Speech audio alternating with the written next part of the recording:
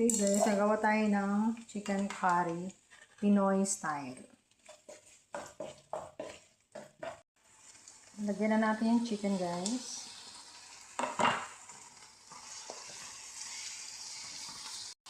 So, yun na guys, no?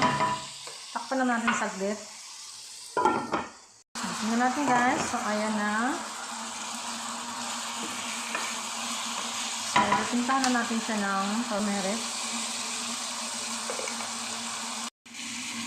Lagyan natin ng masala. Then, ilalagyan na natin yung patatas guys. Mix lang natin.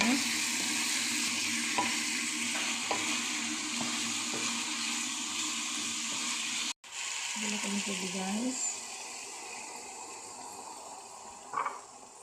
Hayaan muna natin siyang kumulo. At pagkatapos ilalagyan natin yung curry powder. Takpan natin ulit. So, ayan na siya guys, no? So, lalagyan na natin siya ng curry powder.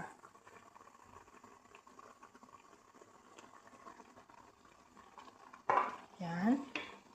Then, mix lang natin.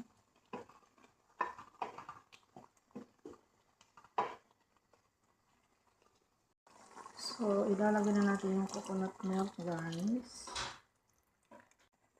So, well done na guys ang aking Filipino curry, chicken curry.